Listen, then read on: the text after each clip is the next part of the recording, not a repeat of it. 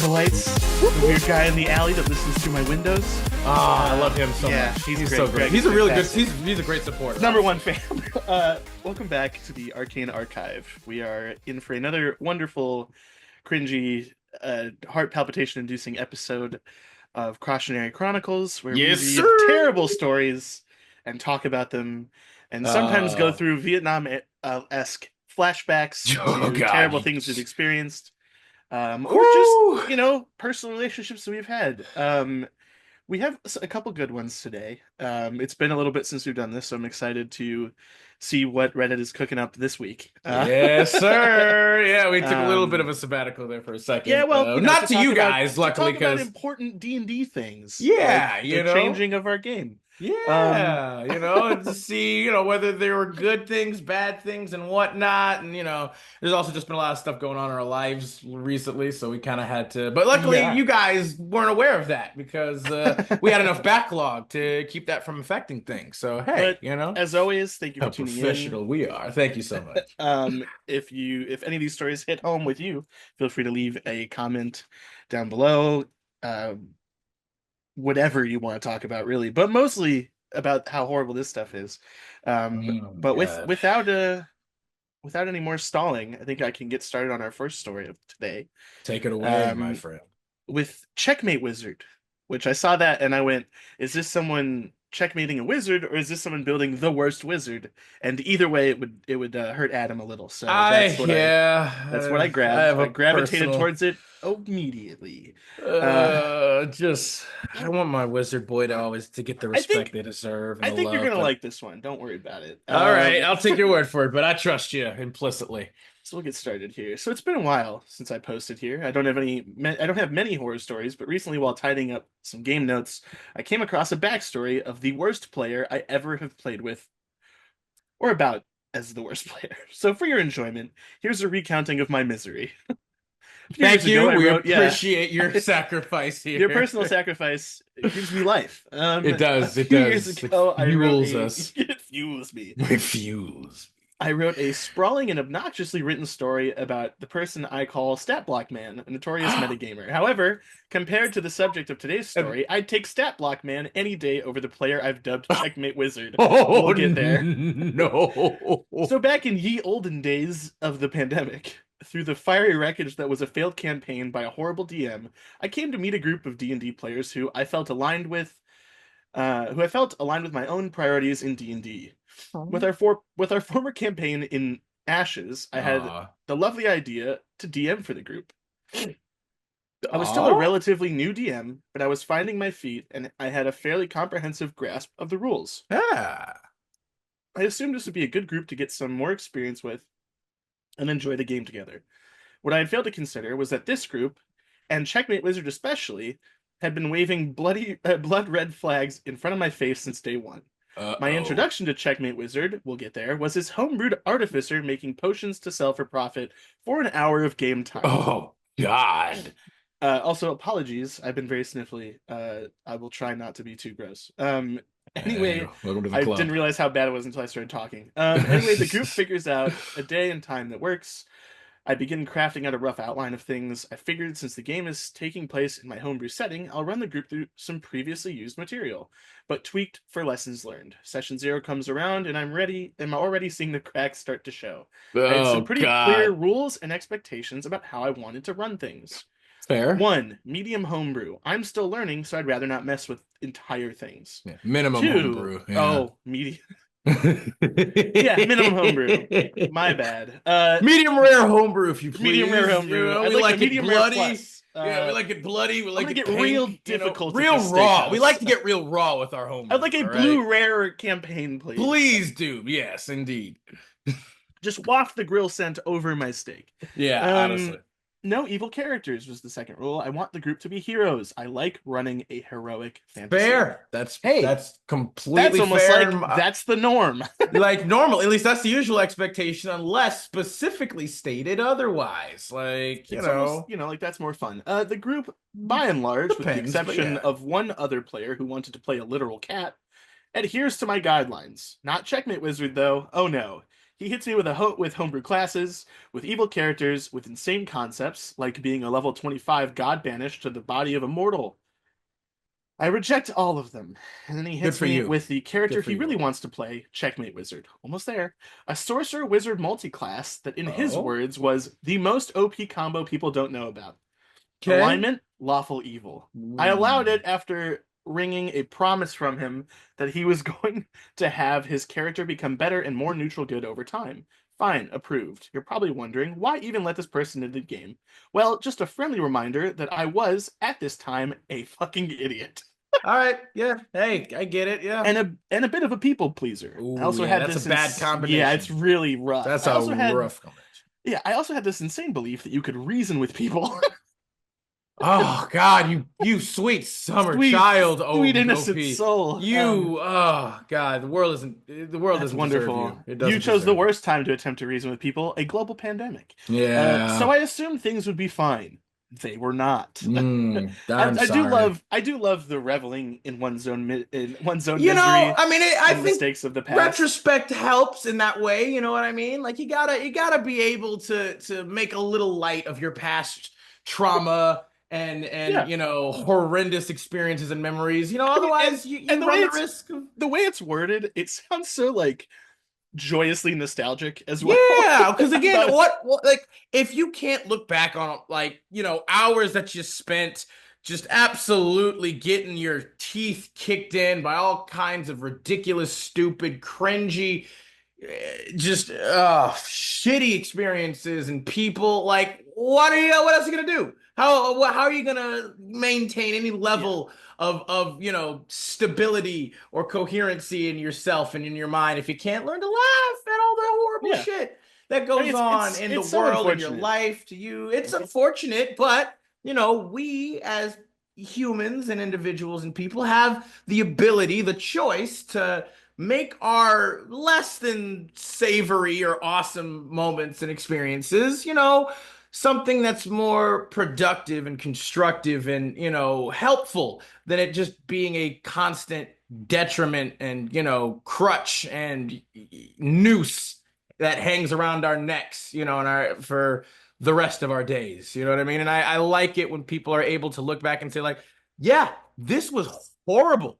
This was one of the worst things that I've ever had to experience in this particular, avenue or genre of my life. But you know what? Looking back on it now, like, hey, you got to be able to laugh at that shit at some point because otherwise it'll just hang over your head like a black cloud that periodically, thunder strikes you and Yeah. electrocutes you and rains on your parade all the Well, time. I hate seeing all these stories of like, yeah, in the pandemic, it was horrible for me. In D&D, because I had quite possibly the best run of D&D I've ever had. Same. I was playing twice a week, 4 hour Yeah. sessions I reliably. sometimes play like I think one time me and the group I was with like we played 3 times a week at one Yeah. point for a bit where we were just and it was like a cool thing too was like it was me, one other player, and a GM. It was just three of us at Yeah, the it's like time. perfect. And we were making incredible stories and games and moments. Like that is still one of the all-time greatest campaigns I have ever been a part of. And Yeah, again, it was with one other player and a GM. And it was amazing. Like, there you go. oh my God.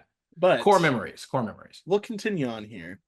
To sum up, the game as a whole was nightmarish. It turns out Checkmate Wizard wasn't my only problem player, that's a whole other post, but he was by Damn. far the worst. He was allegedly inspired by the main character of Code Oh Geass. no. And he always wore a mask, a common trope with this player, but by far the most grating thing he did was every time he thought he had gotten one over on me, every time he thought he had outsmarted an NPC, won a combat, beaten me at D&D, or just thought he was the cleverest boy in the room, he would use minor illusion to conjure a chessboard and move a piece into checkmate. Yes, physically move the illusion and declare checkmate. It was insufferable because it happened frequently. See, I learned very quickly he viewed D&D not as a fun collective story game between fellow internet nerds, but something he had to be the best at, always, at all times. However, he wasn't. All his bestestness, awesome use of that word, relied on a gross I feel like it's misinterpretation of the appropriate. rules. Yep. Yep. Yep. I love Yeah. this. Blatant lying, he refused to show me homebrew documents he wanted approved and told me to trust him, or just in general, being fucking obnoxious. This story was definitely worth the read. I did not read it all the Oh way my through at first. God. Um, During the lead up to one particular encounter with some goblins, he told me he used minor illusion to hide in a rock. Fine. Yeah, okay, he can do When I that. pointed out, however, that his lantern light would pass through the illusion, he began a 15-minute argument with me about how minor illusion works. When I wouldn't budge, he just huffed and told me illusion he would have the illusioned rock have a lantern on it. Technically not how it works, but sure, Nope. whatever. I have goblins and a dungeon to run. I think the greatest attempt at using minor illusion in insane ways was during a stealth attempt, with him trying to justify that it could turn you invisible. How? Well, with keen mind, of course, you silly peasant DM. To say that I was baffled is an understatement.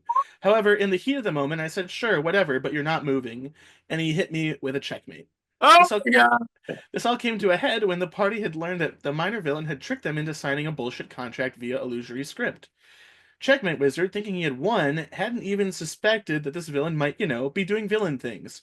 He walked into her office, smugly declared checkmate after the group had dealt with one of her other plots, and walked out. Here's the thing.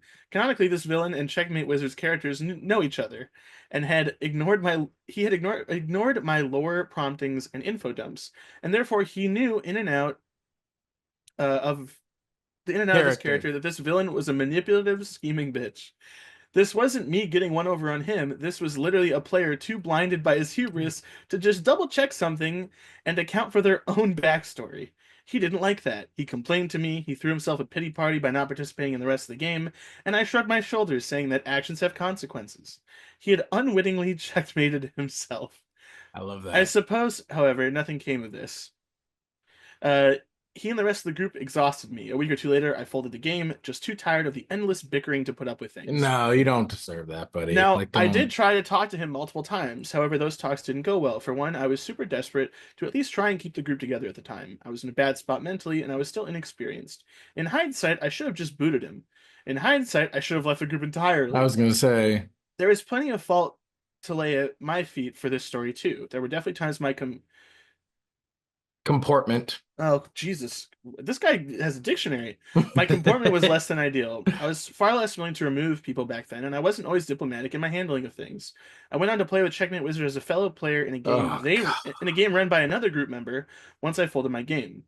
I was with that group for another year before I left them entirely. No. Oh, But they're P. gone, and this has been a fun retelling. I hope you enjoyed the story. Thank you for reading. TLDR, a power-hungry player with a penchant for rule bending, dramatics, and arrogance saps my will to DM and is just an obnoxious, cringy anime villain wannabe. I, the DM, enable this behavior due to people-pleasing tendencies and lack of experience. Eventually, the game folds. I loved this, especially people saying that they're going to be using Checkmate Wizard as a villain in their campaign. I Um, mean, I think he's. Go ahead, buddy. I think this is one of the this is one of the because obviously there's like the horny bard trope and the stupid barbarian trope. The rule bending obnoxious wizard trope, I think, is also It's a a fair very trope to common assign, trope. Yeah, unfortunately. it is. Just because there's a lot more reading when it comes to spell casting, and people don't either they choose to not understand something or they choose to misunderstand it. I liked this. Or they don't do the This reading at all. Oh right, yeah, or they just bullshit it. I love this, especially this is someone who looks back on a mistake they made kind of fondly. Um, I feel bad, and you did the right thing by leaving and folding the game. You also, Eventually, you got there eventually, you know. I Let's, wouldn't it's have never too rejoined late. that player as a I was player gonna in another say, game, like, but no, never. Oh my God. I mean, like to that's be a ballsy choice. yeah, I mean, to be like, it's like, okay, so here's the thing right off the top for me, right? Like, this guy, obviously, he based his character off of, Lelouch from No, Code which is Geass. that's a tough character to base It off is of. because again, Code Geass, the original one, the first Code Geass, It's a good that show. was an amazing anime. It was. It was. He is a It's bastard, though. I mean, Lelouch is a very complex character. He is designed that way, and the whole world that Lelouch comes from in Code of Geass, like a lot of the characters are rather complex and multifaceted.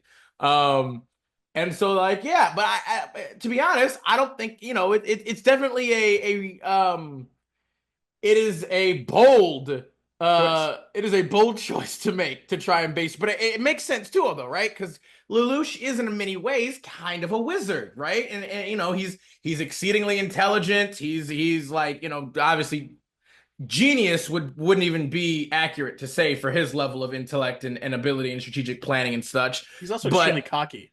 he's also, well, he's very, but for good reason. Again, Yeah. like as many wizards are, right? Wizards kind of by their nature are rather cocky because of how much effort and time they have to one put into, learning their craft, but two, you'd probably be pretty cocky too if you were able to like, bend and mold the fucking laws of reality to your whim to a Oh, of certain course. extent. It comes with the territory. And so again, having that kind of character, having a character based off of Lelouch isn't, in my opinion, the worst idea ever. It's a bold idea, but not a bad one, in my opinion. The problem, the problem then stems, however, from, like you said, that arrogance, right? How do you have a character? Here's the thing, though. Lelouch was always a character who was smart enough to not portray his arrogance outwardly towards people, and he always understood the best way to interact with people, especially, is to have, anonymity, right? The best way to operate for him was anonymity. He created an alter ego, Zero, in order for him to kind of portray this character and this person to help achieve his goals. And his real self, he portrayed as being much more low-key, submissive, not really very aggressive or anything, like, just kind of really low-key. Um, and so like that kind of thing is actually cool and interesting. And again, playing it that way would be maybe interesting. That's not at all how this guy played that, though, of course. He just straight up like went all arrogance, like kind of like, and again, his whole thing of creating a chessboard to then say checkmate after every. I mean, I love that personally. That is like fucking, that would creative. be that would be, well, the issue too, though, being is that minor illusion can't do that, technically. Even with that, he's bending the rules. Like, you could create like a chess piece, or maybe like a chess board, and then maybe even like a chess board with chess pieces, maybe. But you couldn't like create a chessboard with chess pieces and then move said pieces to be like checkmate. Like, you could, again, I could say like, oh, he creates like a chess piece and like places it, maybe. I could see that. I would allow that and be like, he could be like checkmate and just places a single chess piece somewhere.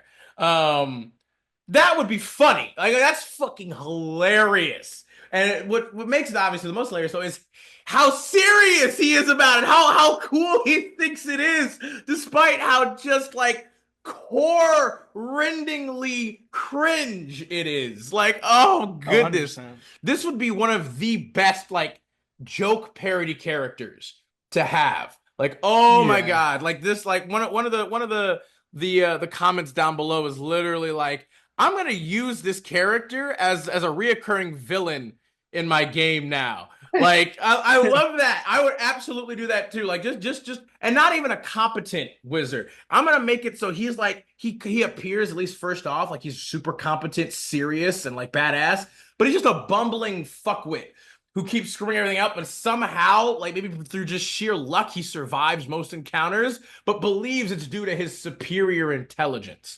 Like, it's just, oh my goodness. This, again, I would love him having like it being like supported by some fiend, or yes, like some a god of chaos of some sort. I'm thinking, something either from the abyss or the nine hells that just exceeds at giving you good luck. I would think something from the far realm. You know what I mean? Like cool something more Fae. eldritch and like, yeah, or Fae. Fae would work eldritch too. Fae would work. So. Fae I think would be great. Fae would work perfect for that character. Like, this, I mean, yeah. Overall, obviously, OP, like, our heart goes out to you that you had to deal with this. But at the same token, of course, they did already take the responsibility that, it was their decision to not only play with this player, they let them play this homebrew race, apparently. Did not, like, specifically look over their sheet good enough or whatever.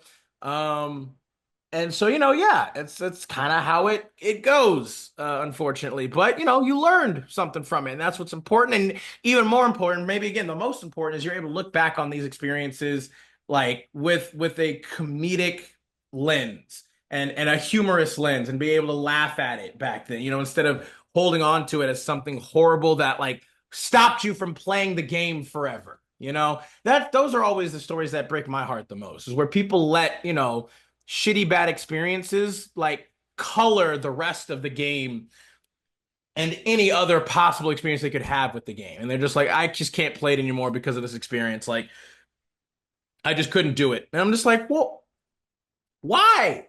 Though you got into this game because you maybe saw or experienced or at least had some idea of how amazing it can be.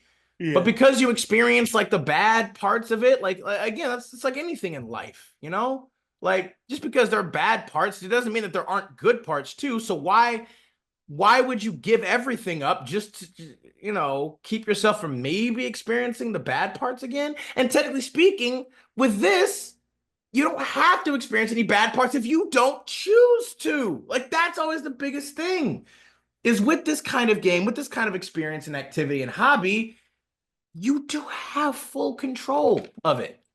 You do, always. No matter what anybody might want to try to tell you or gaslight you into believing or thinking, you always have complete control over your involvement with the game.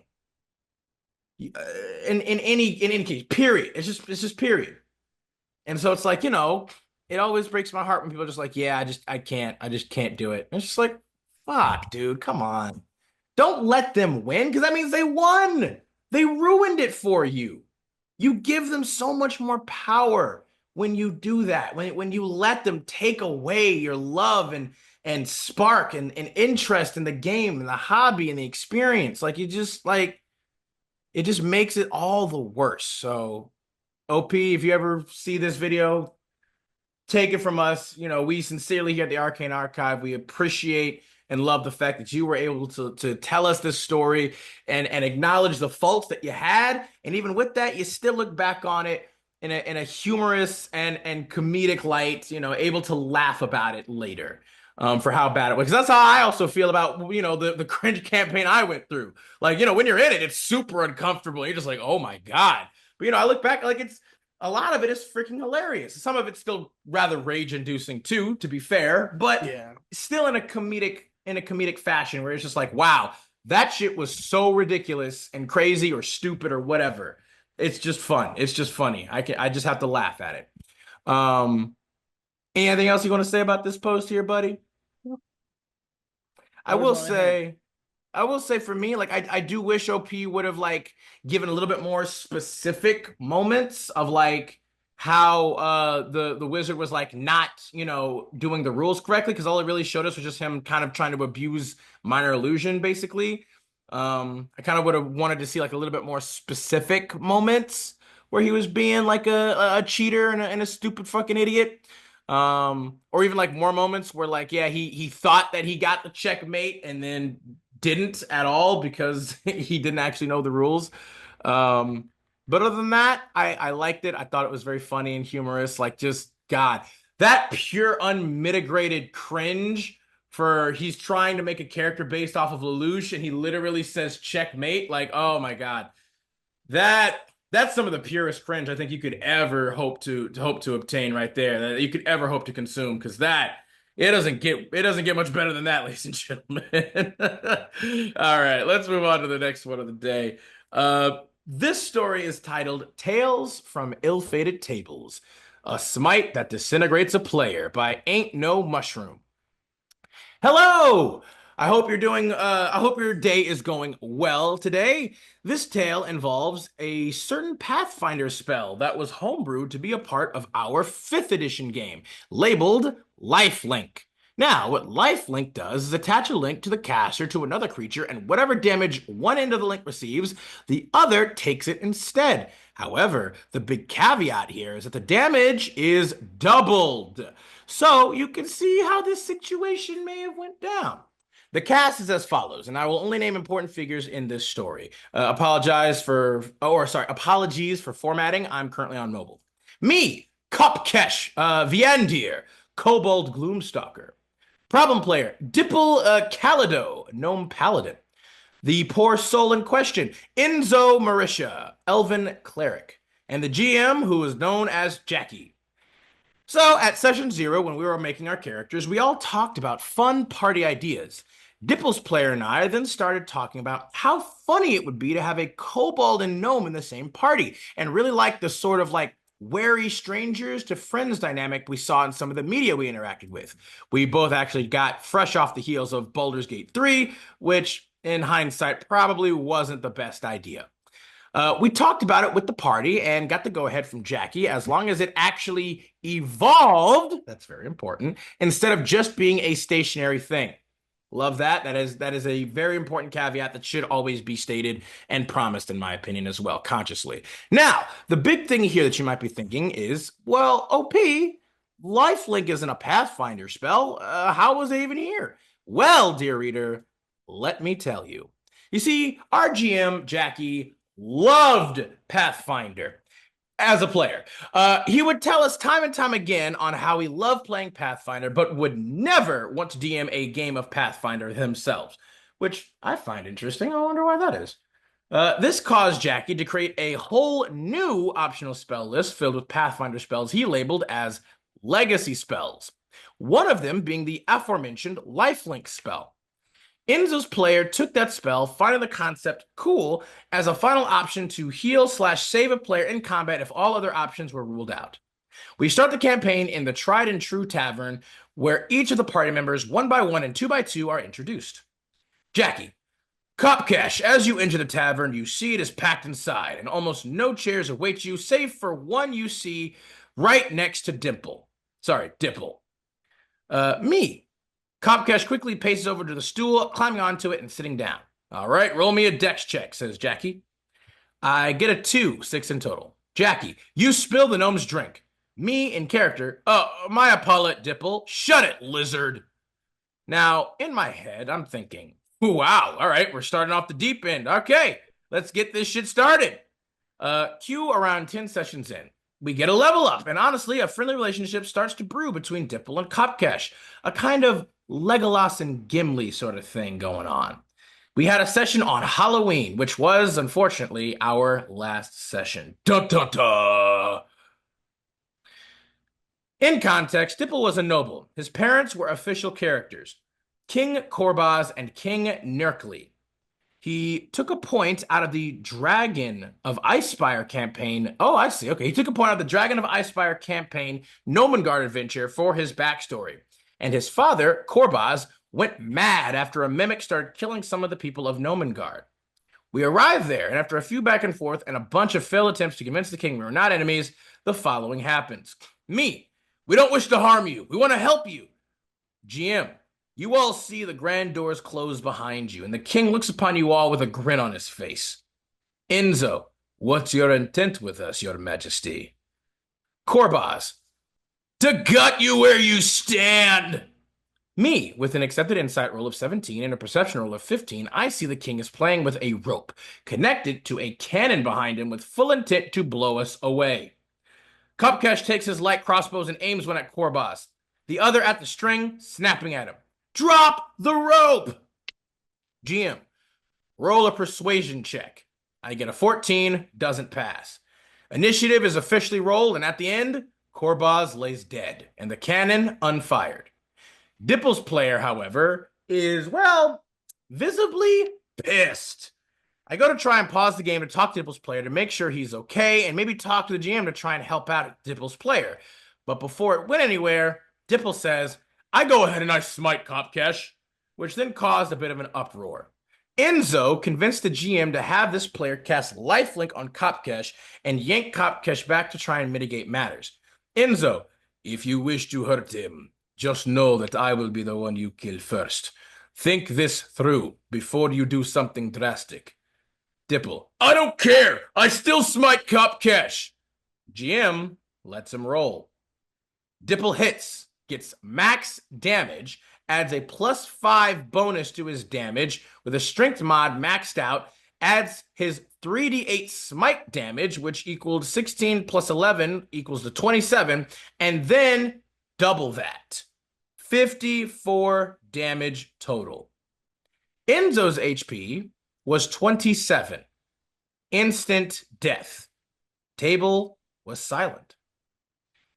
GM at that point calls it for the day, and Dipple erupts while packing his things, telling us to go F ourselves and leaves, slamming the door behind them. That was a year ago now, and we have never continued that game since. Honestly, I still feel bad for Dipple, and I understand that I was a big factor for this blowout. This was in Halloween of 2023. End post.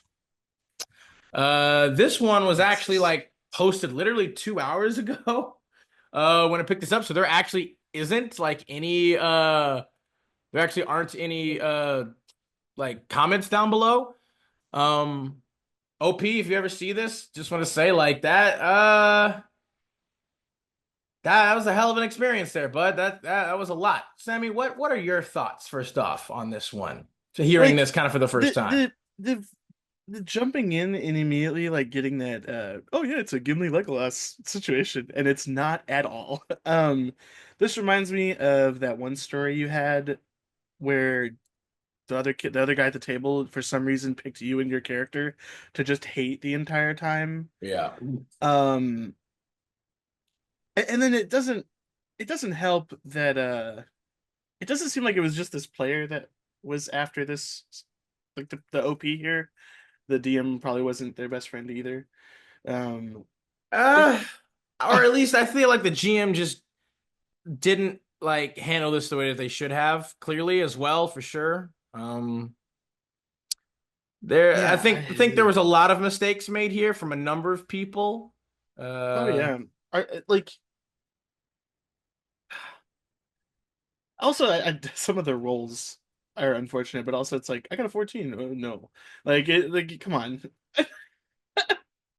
this is yeah, I don't know. It's like again, I like we are missing, I think, like a little bit more, context here or there. Obviously, like we don't have as much. Like you says, there are 10 sessions in at this point, so that's a decent amount of time in session, I would assume. Like again, if they're playing at least 2, 3, 4 hours per session, if they're 10 sessions in, that's at least 40 hours, 20 to 40 hours that they're in right now.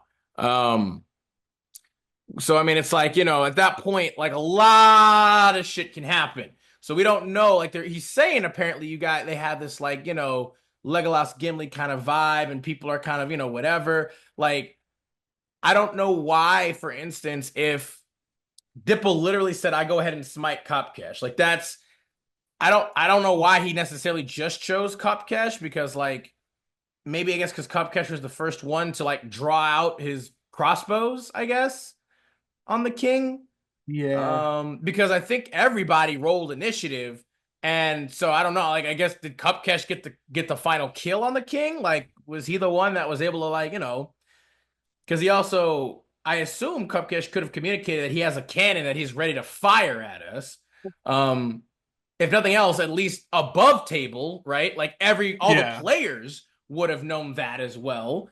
Um, you so I assume so, also right? don't know why the player like Dipple would try to like would be so pissed off. Like I don't like because it It, wasn't like this is just not very like the choices by the group and the DM are confusing to me because it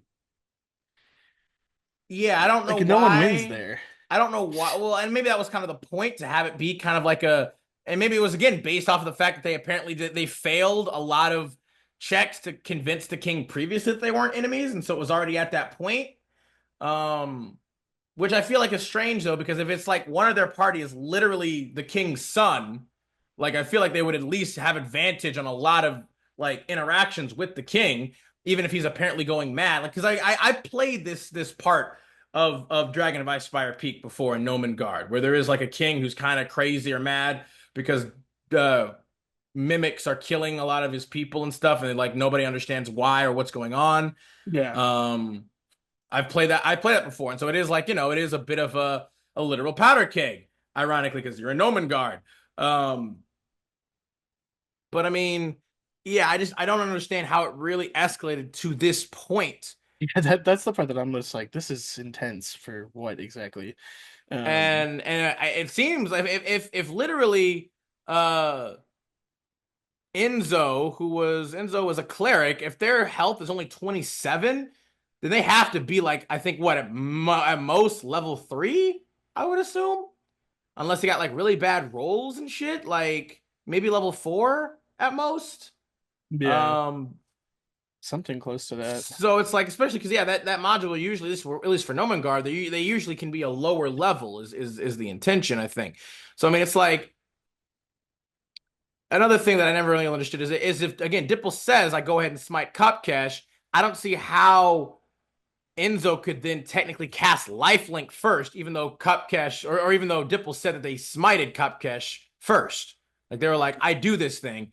So then you can't necessarily retroactively be like, oh, okay, well, I'm casting Lifelink to try and convince you otherwise. It's like, well, if he was still going to attack him anyway, he would have technically gotten that attack off before you could cast Lifelink. Like, Yeah, I also, yeah, this is a, it's one it of those things also, where like yeah, the lifelink shouldn't have been allowed, and also I understand the character moment of being like, well, I'm gonna try to save him, yep, but agreed. then at the same time, if someone else at your table is trying to save him, like the blow up of like, well, oh my God, that also doesn't make sense to me. This just screams That's what I'm saying. immaturity Yeah, I don't overall. like. I don't know if he like.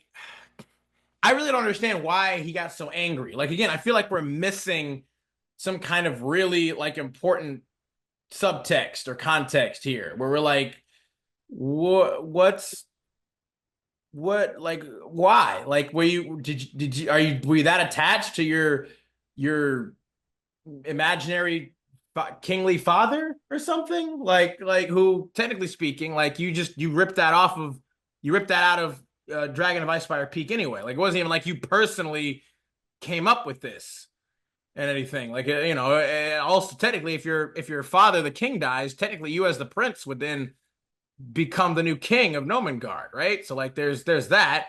Like your character can be sad about the fact that his dad died, but also your dad apparently was going to kill you. He was gonna blow you up with a cannon. So like how I don't know. There was a lot about this that kind of confused me as well. And again, I thought this was an interesting talking point. Like for all of you guys, what do you guys think is going on here? Like with all this reactions and the way that they went and like how like again the fact that of all spells to cast, like I understood why Enzo did it because I guess they were gonna be like, if you're mad at Cupcash, like you'll have to kill me first, and you will because apparently your life link does double the damage on me. So it's like you get an automatic crit. So you're gonna At the Enzo extent of clearly, him not taking damage, I take all of it plus more. yeah, plus more. Like I take the damage plus also his damage, I guess Yeah, is the basically. idea. Where it's like we both take the same damage, but instead of him taking any, I just take his as well, but I also take some. Which is also why I feel like that spell is god awful. That's again, I think D&D I think has a similar one here. I forget what it's called exactly.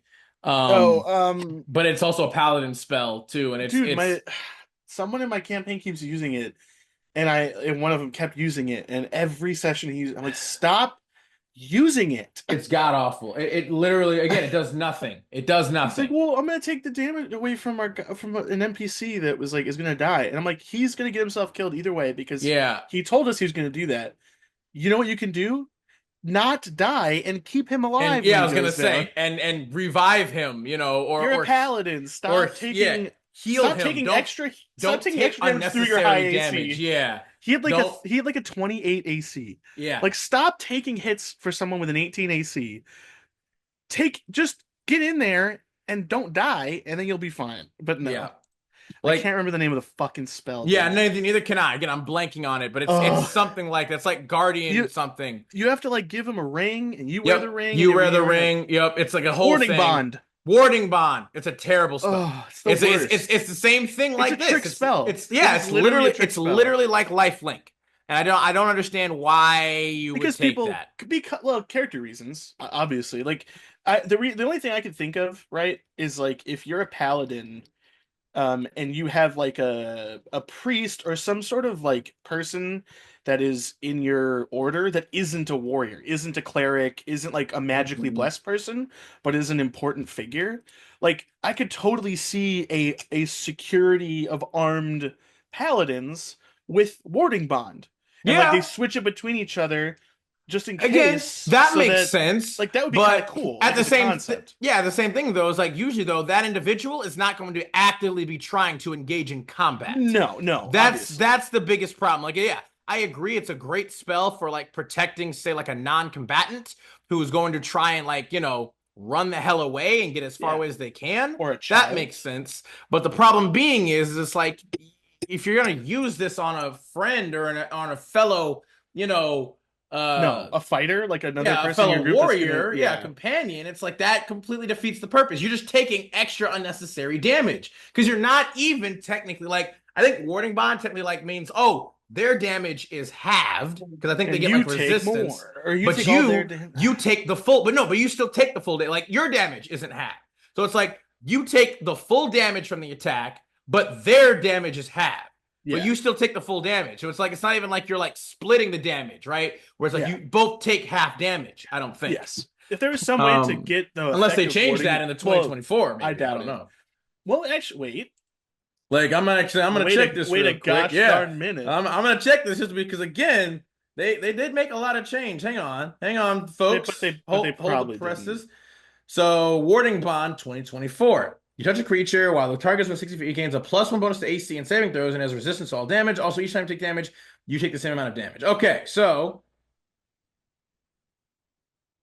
no, I still think it's the exact same thing. The same so technically, they don't take the full damage. I was wrong about that. You take the same damage that they do. They do have resistance to all damage, but you do still take the same damage. The issue too, though, with this, obviously, I love this. Can you create a warding bond chain? If you have a cleric, bard, and a barbarian, and the cleric casts warding bond on the barbarian, while the bard casts warding bond on the cleric, do the cleric and the bard take 1/4 of the damage, and the barbarian takes instead only the cleric taking half? I mean, that's I mean, no, because I mean, technically, by the rules of the spell, you take the same damage they take. So if you technically have like, a bunch, if you have all those sorts of resistances, sure. Yeah, I mean, technically, again, you have resistance to all damage, and it says they take the same damage they do. So I mean, if you could technically create a chain to give warding bond, because hang on a second, because the spell does it's still not worth it because the other person still takes damage when you take. I don't think. It's also, technically, you can't create a warding bond chain because if you cast warding bond, it does say it also ends if the spell is cast again on either of the connected creatures. Sure.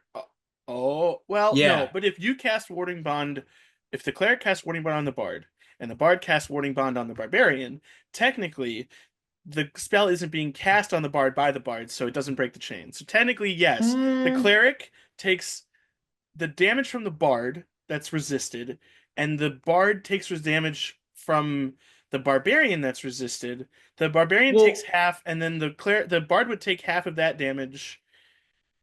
Well, again, the problem is though, it doesn't matter anyway because you're taking extra damage for no reason. Well, but also, again, I think the issue being though is that like it's a bad spell.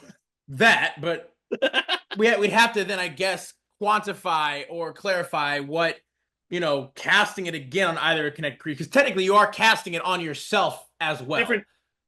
Different person is casting the spell.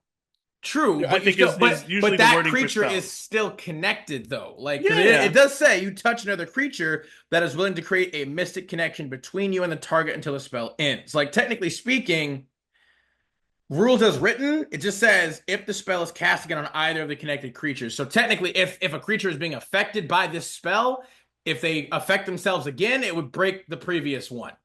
Maybe. Like it's hard to say. Based off of the wording here, because technically you are under the effect of the spell. It's on you. And it says if either of the connected creatures. So yeah, I would say like it keeps you from doing shit like that. If two characters cast warding bond on each other, then it wouldn't work. But I don't see the reason why. Well, because it's still cast it and then another person can cast on someone else. But it doesn't make sense anyway because you're just taking extra damage either way. Yeah, well, It's not. It's not a solution. You're not taking no. one There is no good solution. This is just an inherently shitty spell. But it's terrible. also I'm saying it's made even shittier because you can't even do that. Because then it does specifically just says if it's cast again on either of the connected creatures. So you do cast it on yourself, but also another creature. So it's like I don't even think you could try to pull out some tricky, smart, tethered shit like that, which would at least make it more interesting. It's like I don't even think that would take because that's why they have this last end of the spell. Like this last sentence there literally is like to keep people from stacking it. It sucks because like that's Ugh. That's what you'd want to do, but you can't even technically do that. No.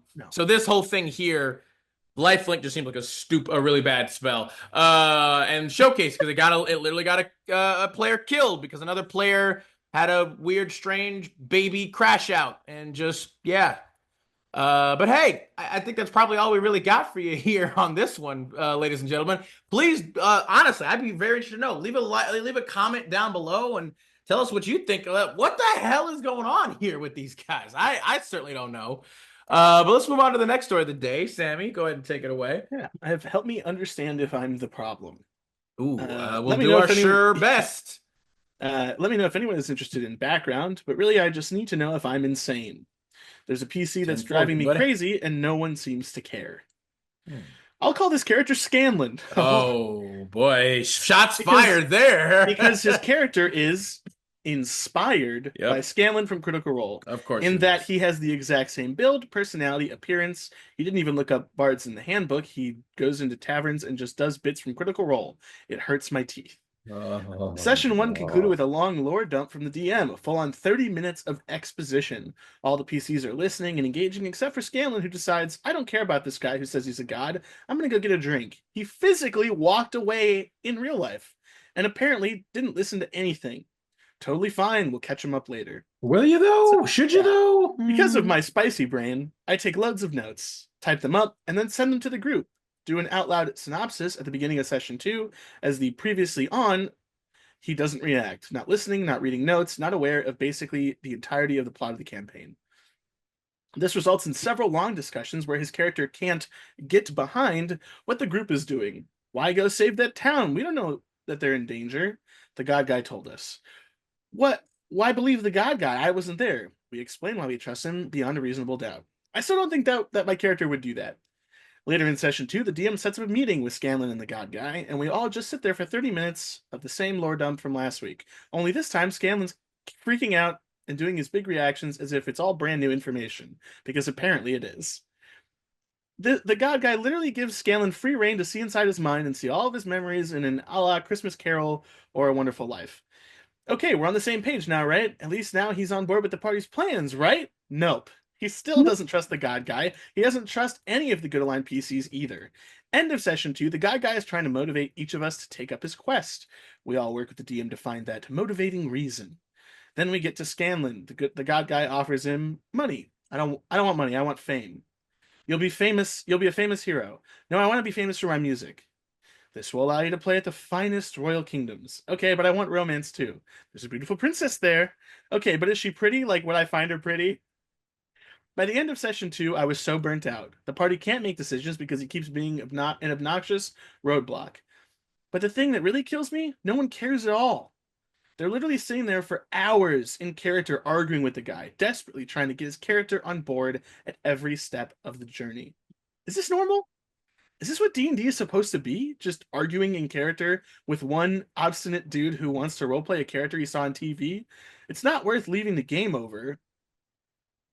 Should I just be more patient? Maybe clam up and let them all argue? If no one cares but me, I'm obviously the problem. I'm going to tell you this right now. No, that is not the case. You are not the problem. No. Even if you're the only one that gives a shit, you give a shit for a reason. This is something that I had to struggle with multiple times, that I thought I was the only one that cared when things weren't going well. And then I talked to other people about it in the group that hadn't said anything. And it turns out, no, I was not the only one that cared. I was going to say, too, like, if they're literally arguing with him, that also probably a decent indicator that they also do care about this because they're arguing with him. But I think it's a case, like, have you suggested kicking him to anybody? Have you talked to your GM about that? Like, again, here's the issue I have with this, okay? Like, you say, like, no one else cares. How do you know that? Have you talked with anybody? Have you expressed this feeling to anybody else? Have you had a conversation?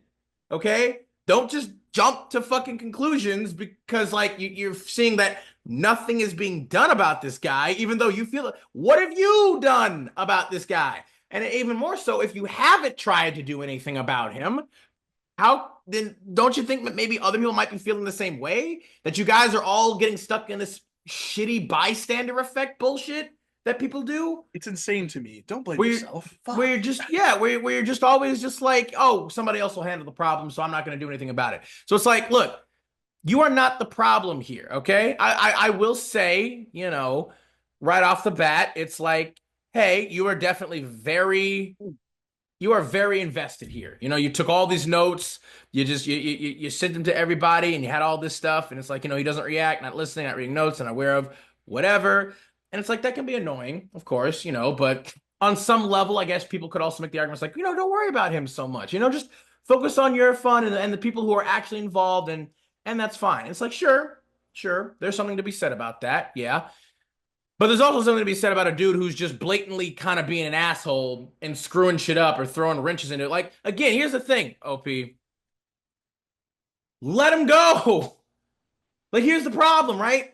If he wants to be the type of character who is going to be so anti the party for literally no reason, even if there was a reason, still not getting with the program eventually, let him go. Be like, all right, yeah, your character can leave. We don't want your character here. He's not helpful. He's not contributing. Fucking go. Leave. Yeah, we have no time or patience for you because apparently, literally, God guy has given us this divine, you know, purpose or task that we need to complete for, you know, for, I would at least assume, you know, cataclysmic, that's the word, cataclysmic reasons. Like, we don't have time to be sitting here babysitting this stupid idiot. If he wants to go fuck around, like, let him go fuck around. Leave. Like, again, talk to the GM or even just yourself, just like as your player character, just be like, you know what? I don't have time for this. Yeah. If he wants to go whatever, he can go do that. I'm not going to do that. I'm not going to fuck around with him. Like, screw this isn't about the higher social contract, right? The above table social contract. If he is not trying to play the game with everyone else, he's already breached that social contract. All right. You and no one else at the table is obligated to keep that social contract with him because he's already in breach of it. He already broke it. It's done. So let him go because he doesn't want to be a part of whatever this is. He just wants to be Scanlan. And he doesn't even understand who Scanlan really is the craziest part. He doesn't even actually know Scanlan's real character because if this is all he does, like, what are you talking about? You realize the whole thing that they depicted with Scanlan, the whole thing that Sam Riegel did with Scanlan is he depicts him as this, you know, really debonair, suave, you know, like ladies' man, roguish douchebag kind of guy. But in reality, he's really sad and broken and fucked up inside. And all he really wanted for real was to have a legitimate family. You know, like that was what he really wanted. And that again, those were the best Scanlan moments. Like that, the best Scanlan moment, in my opinion, the one that I remember the most, and I thought was the most amazing one, was when he had that falling out with Vox Machina, his first one where he left. Where Sam like got real. He asked him like, "What's my mother's name?" You know, he had this whole blowout thing like that. In my opinion, that was the best Scanlan moment. Scanlan was a great character. He was hilarious. He was funny. And Sam played him great that way because that's what Sam likes to do. He likes to have those kind of characters because it plays to his strengths. But when Sam, he took a huge left turn and he showed that there was actually a lot more depth to Scanlan than just, being a fucking, philandering, bullshitting douchebag, lady user, like, or man, lady or gentleman user, I guess, because Scanlan's not too picky. But, there was something way more to his character. So it's doubly cringy and messed up that this dude doesn't even understand that. Was somehow incapable. If he's such a big fan, he was somehow incapable of understanding that. It blows my goddamn mind. Uh, Literally, the top comment actually says as much as well. Literally goes like, this guy is being an ass. Also, at this point, I have watched the entirety of Critical Role 1, Critical Role 2 of Critical Role. Scanlan is a much more complicated character than that. Yes. Yes. That's the first thing I was going to say is like that's not that you're taking the baseline points of a character and like boiling it down. Um it's not there was so much more than that. In like it was a deeply complicated character that took a lot of real lifetime To build up to and to build out. Like it's flesh not, he didn't out. start that way, and I'm sure the crazy thing about D&D is that's not how you build a character. You don't start out with all the complex stuff. That complex stuff builds itself. The reason that everything that Scanlan was throughout campaign 1, the reason he was such an impactful character for a lot of people is because of his growth, his change, and also Sam Riegel's change as a person, like how much he cared about the game, how seriously Mhm. he took certain aspects. Scanlan's character arc overall was me crying when he was trying to save a spell to save Vax's life, Yeah, at the but end, couldn't but because couldn't. he didn't want everyone else to die Yeah. in the Vecna fight. They The needed to beat moment where Vecna, so they're looking at one another and Joe Manganiello is sitting there like, what the fuck is going on? Because there's two grown men crying and no one's saying anything about it. yep. Is it like that? That's Scanlan. That emotion, that all of that is it was the bridge between Sam Riegel and Liam's very close friendship and Mhm. Vax and Scanlan's very meaningful friendship. That's what you get when you create a funny character who gives a shit at some point. That's the fun part. You don't start. He didn't start that way. He didn't give a fuck when they started. That Yeah. was what he was He was appealing. literally he was a throwaway character. Like He literally like was. he Well, all created of Sam's Scanlan. characters are Well, throwaway they're not all characters. throwaway characters because again They all start that way. They but he all was start like that way. kind of. But he was like he created Scanlan because it like literally on Liam and Sam's podcast, like Sam asked Liam, he's like, "What's like the worst character you could create?" And Liam was just like, I mean, I don't know, like a gnome bard, I guess maybe. And that's why That's all of Sam, Sam's characters. He played yeah, Veth, and he literally only played Veth because he thought it would be funny.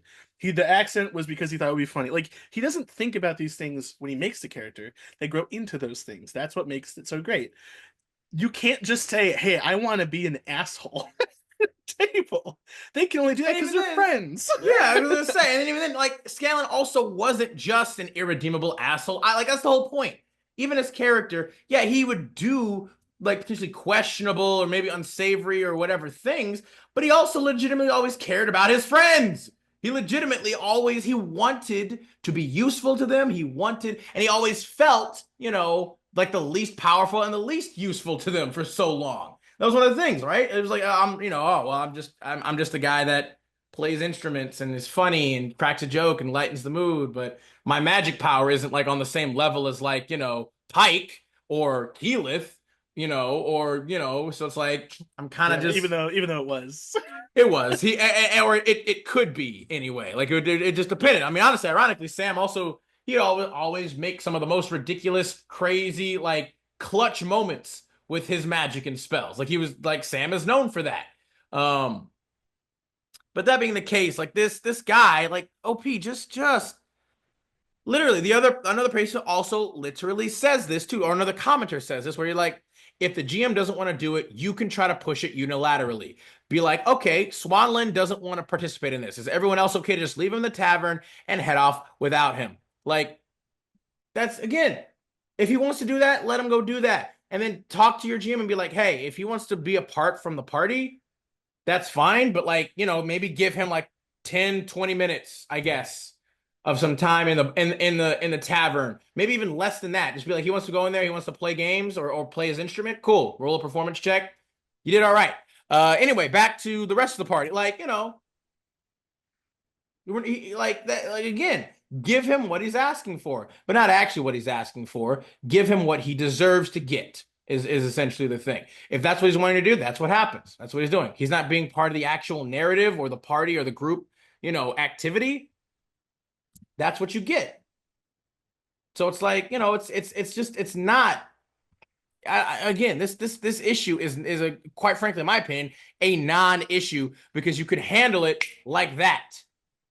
There are so many ways to handle this in game and out of game that are not, confrontational or conflict inducing, like just come on, man. It's not rocket science. This isn't like, it's not a super complex situation, at least not from what OP showcased. Maybe there's some context we're missing, maybe, I don't know. But so far it seems like a pretty clear cut, cut this fucking infection out, essentially, at this point, Either have the infection, either heal the infection, remedy it, give it a chance to heal. If it doesn't, cut that shit off.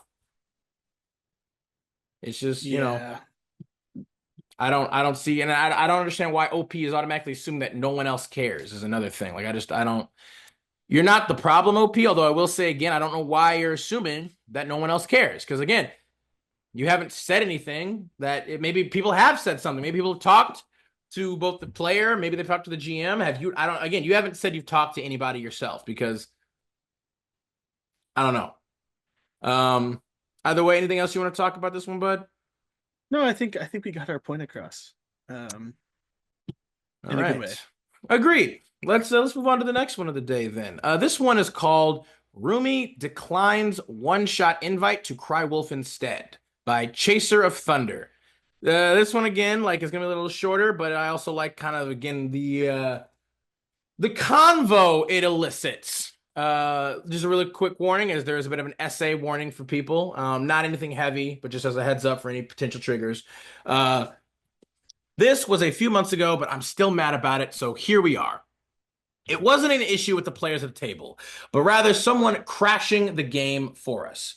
Warning, just in case, we had set up a one-shot with some friends and the roommates. One roommate declined to join on account of being busy that day, but we were still free to host at the house as they'd be gone. The session had been planned a week or so in advance, and the roomie who backed out left as we were setting up. One of our friends had been going to beauty school and needed to practice some techniques on someone. So the roomie and a few others had offered their faces as practice canvases for the night. So off they went, said goodbye, and told us all to have fun. A few hours later, we're heavy into the session, and roomie finally comes back. They say hi and go off to the room, which is a little bit uncharacteristic. Usually, they halt the entire session to say hello and ask a few things, but honestly, I appreciated that they didn't interrupt this time. My appreciation, unfortunately, was too soon and very unfounded. They came back out, still acting off and sort of hovering in the background. I didn't pay them any mind, as they have a bit of a habit of distracting people from sessions, and I didn't want to I didn't want to look a gift horse in the mouth. Then the person next to me notices something and immediately shoots up out of their seat, demanding to know what happened. I look up, as does everyone else, and we all immediately notice a smattering of bruises on Rumi's face that had been mostly obscured by their hair. One thing to note, Rumi is both a DV and SA survivor, currently dating one of our other friends. And as a result, we're all incredibly protective, and more than one of us would go to prison over something like that happening to them again. The game is forgotten. We're fussing over them, demanding to know what, who, where, and why. Was it our other friend?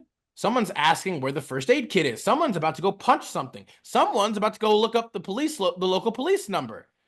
And this all goes on for a solid minute before Rumi starts laughing. Because, hey, guess what? It's makeup. That's right. Rumi went to get fake bruises because they thought our reaction would be funny. They kept laughing about how it took us so long to notice, and our faces were just priceless. How could we not tell the difference between makeup and an actual injury? Oh, we're just so silly. They even posted it that it was fake on Snapchat and that we could have just checked. None of us had been looking at notifications as we had been deep in session, but the one shot's out the window now. So, I pull out my phone and give it a check, and sure enough, it was a picture of them doing a peace sign, all giggly with a face full of fake bruises and a caption saying, "About to go concern some people." We trudged through the rest of the game while they sat there awfully proud of themselves. Needless to say, I'll be happy to move out when the lease is up, as this isn't the first or last time that they've disrupted things. It's just the most spectacular event they've pulled so far, and I'm pretty tired over it. End post. Jesus Christ. So right off the bat, yeah, what are your thoughts on this one, Sammy? Well, I mean, yeah, the physical violence, not to completely out myself, there would be physical violence. Um, Look, I'm not some sort of warrior for PC culture and everyone clutching their pearls about every little thing, but deliberately bringing up things of that nature to scare someone that has gone through those things is quite possibly one of the most scummy things you can do. I don't understand what you get out of that as a human being. Um, I mean, Oh, I obviously, mean, attention is usually the I think the normal yeah, I modus mean, operandi is the obviously, most normal the way I culprit. see it, obviously you're a piece of shit is like the, what it starts with, but Well, I mean, again, I think here it seemed pretty clear to me that what she wanted was attention. Like she wanted to get their reaction and their attention. And again, maybe to even see how much they all reacted to her state. Because again, like OP has said, uh, the problem person in question has had a history of this kind of stuff, of domestic violence and SA.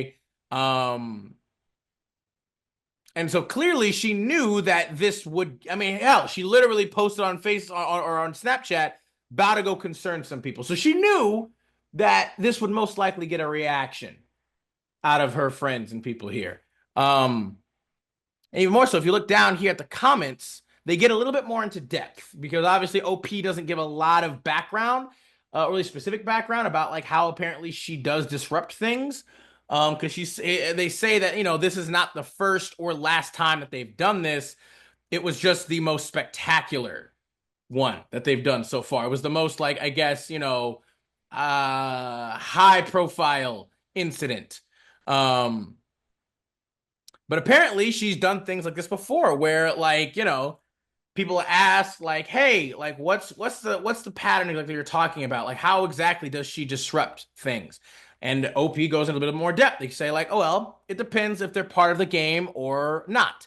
If they're not part of the game, when the game was hosted in a neutral rented space, I asked that they not visit until session was over. They end up showing up mid-game and move people's things to sit at the table, and instead of observing, they constantly tried to strike up conversation during people's turns and pretended to fall asleep at the table when asked to move so someone could reach the battle mat. Eventually, they did move to a nearby couch and started playing TikToks loudly until the game was over. Hosting at home is pretty much the same, except they have more options to kind of disrupt, and we can't ask them to not be there. If they are a part of the session in person, it's pretty much the same as when they're not, except they're on their phone and tablet even more. If it's an online session, they'll show up late or log in for someone else or from someone else's house and sometimes just fall asleep there mid-game.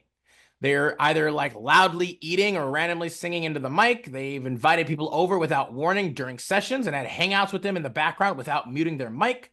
They'll get up and randomly start doing chores that put them away from keyboard for long periods of time as soon as session starts. I've walked into their room and seen them not even at their desk, just on the bed with YouTube on their tablet and people in call trying to get their attention. We have to consistently remind them to mute when doing things in the background, and yet they consistently seem to forget. Most of us have them turned way down and sometimes even have to mute them on our end if it's not their turn. The fact that makeup prank or the fake makeup prank was/is just the straw that broke the camel's back for me personally. Part of that is likely due to having my own history with an abusive ex. I'm also not the GM for these games, so I don't have the authority to remove them. But because I live with them, I'm usually the one relaying to the GM if they're not home, if they're AFK or asleep, or inviting people over. They've been spoken to about it more than once by both GMs and players, so I'm not the only one. One GM is considering asking them to leave, but we'd have to find a replacement player first. I think the thing that bothers me here is that like these are people who are willing to lay down some shit for you and you fuck with them. So I mean like I don't have any sympathy. Like low-key, if I had a friend No, who no. went through some shit and then This started making light of it in that way to get a reaction, I'm not gonna care about your shit anymore. This is Like this low is key, this like is you could come deplorable home to me. after you do shit like that. You could come home with real bruises, and I wouldn't give a fuck. Like, Because like no. you decided to use that as a funny haha moment to mess with the people who genuinely wanted to keep you out of that shit. Like, Yeah, no, you don't get my sympathy anymore. Like because again, that's we, we not. we we literally talked about this early, right? The first one that we talked about was, being able to look back on your past trauma or your past, bad experiences and being able to laugh at them, right? And it's like, okay, there's something to be said about that for sure. This, however, is completely different to that. This is in no way, Yeah. shape, or form the same at all. This is literally taking all that past stuff that you've told people and that people have shown legitimate empathy and sympathy and care for, and you're literally laughing and fucking with that empathy, sympathy, and care. You're literally like laughing at the fact that, oh my God, you guys are like you're having such a reaction, but you didn't. How could you not have known that this was fake? You're having. Oh my God, you guys are so stupid right now. Look at your faces. I pranked you so hard. You're so stupid thinking that this was real. Like, what? What the actual living f is wrong with you? Like, Yeah. what? How are you getting off and making fun of them, giving a shit about your well-being? Like, what the fuck is wrong with you? That's a whole nother level of just Like, like, come on now. like again, like you said, like again, you're literally like the post says, they're crying wolf, and then it's like, okay, don't you know the whole moral of that story where the boy is like, constantly crying wolf? Eventually, people stop caring. People just let the wolf take him. Because Yeah. why would they? Because you're making light of it. You're literally again making fun of them caring about you. How we as a species, how can we survive? How are we still here if we literally try to get fucking laughs and pleasure from making fun of people giving a shit and caring about some stuff that's like legitimately serious, or at least can be. Yeah. Like, That this bothers is me. Jesus. This again, it's deplorable. This is absolutely disgusting behavior. And then on top of that, it's also clear that she clearly doesn't give a shit about your time, about you guys playing the game, about the dedication you put into it. Because even when she is involved, she's still consistently disruptive. People have talked with her about it. She hasn't changed the behavior. Like, why are you guys still even fucking with her at all at this point? Like, again, just no. That's very true. Absolutely not. Screw that. She's done.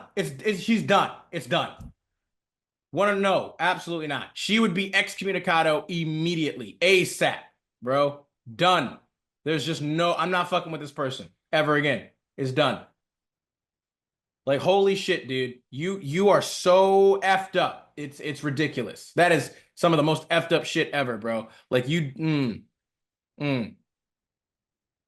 Nah, bro. It's just not cool at all. Not cool at fucking all. Anything Nope. else you got on this one, Bo? No, no. All These right. people are stupid. This is just so disgusting. Like, I can't, like, And like wow. that's again, I'm sure some people would say, well, it's their trauma. They can process it how they'd like to.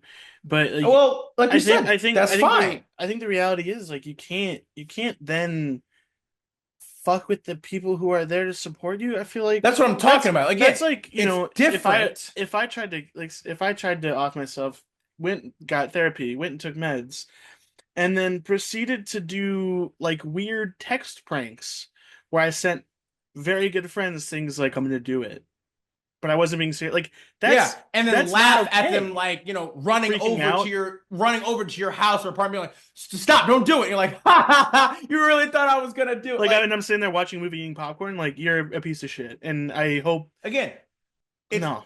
like I said, we absolutely 100% agree. Like, yo, people who are able to take their trauma, right, their experiences, the horrible experiences, and make it something lighter, make it something more productive, constructive, and healthy. Again, being able to laugh at it, or if you can't laugh at it, about something like this, like being able to just accept it, let it go, and not feel like it's latching onto your heart or your chest forever and just like squeezing and suffocating. Like, yes, absolutely. It's your trauma, and you need to be able to deal with it in a healthy way, not a Right. destructive or fucked up way. Like again, But this is destructive. exactly she's not dealing with her trauma here. She's literally using it as a means of screwing with other people who care about her, who have empathy about it, and apparently maybe even have their own personal like experiences that they can relate. Again, that's where That some of make it that more real. empathy. That's where that empathy kind of comes from. A lot of it is maybe even experiencing things similarly yourself, and you can empathize. And you can be like, oh my God, I know how that made me feel. And she's taking that and she's fucking with it. And she's like kicking and stomping on it and just defiling it, essentially, which is ironic, really. Yeah, that's not cool. I'm not. And there is no excuse for this. There is no excuse for this except that she is she has literally lost herself. If maybe she ever found herself at any point before. Like she is completely excommunicado for me. I have no sympathy or empathy for her at all. If this is because it's also shown this is a reoccurring behavioral pattern here. From what OP has showed us here, she clearly does not give a shit about anybody but herself. It is exceedingly clear. She seems to have no amount of empathy or sympathy herself. So therefore, why should she receive any from anyone else? Honestly, she comes across as being like not. I don't know if I would say psychopathic. Maybe more like sociopathic potentially. Um, so, and sociopathic to the extent where she also doesn't really care about disregarding other people's thoughts or feelings and empathy and sympathy for her. Like, because you can be a sociopath and not be an asshole. Like, no, it's like kind of. that's, I mean, no, you can. Like, sociopathy is basically just like you don't process things exactly the same way that other people do naturally. But you can kind of learn to understand and get like, okay, I get that. People feel this way about that thing. Okay, sure, fine. If you care enough. But she clearly doesn't. And so it's like, all right, fine. Then yeah, screw her. Forget it. Let's move on to the next one, y'all. See if we Yeah, can't something less aggressive, I guess. yeah, see if we can't wash or cleanse our palate a little bit from that one. That one was just straight God, Jesus. Yeah. Take it away, Sammy. I have DM purposefully exacerbates conflict between players because he thinks it improves role playing, offers insincere apology months later for entirely self-serving reasons. That is a mouthful of a title. Could have been better, but I mean, I guess it gets the point across. It's specificity. We like that here at the Arcane it very much Archive. does. Specificity. I don't know if the DM is set. If the DM set the original conflict up on purpose, he appears to have legitimate issues with understanding people, but he definitely deliberately kept it going and poured fuel on the fire. It started with him accidentally or on purpose, making it so two PCs needed the same one-of-a-kind item for their personal quests. He didn't tell either one the other needed it, and when one of them openly asked him to tell the other players their character needed it, he told them to roleplay it out. That, of course, doesn't work, since only one character can get the item, and now one of the players thinks the other is lying. The group fractures, and a massive fight breaks out between players after one of them just has his character take the item in character. The DM could have stopped it at any time. Multiple players asked him to privately step in, but he told each one they were the only ones asking. But he not only doesn't get involved, he point blank refuses to admit he gave the players mutually exclusive goals, claiming it is not his job to handle interplayer disputes. It actually is. And then he tells us how much better our role playing has gotten as a result of us channeling our frustration into our characters. He knows what he's doing and is enjoying the show. Oh my God. This is some of the worst. Because again, I get it. I understand his thinking, or he's like, it's real.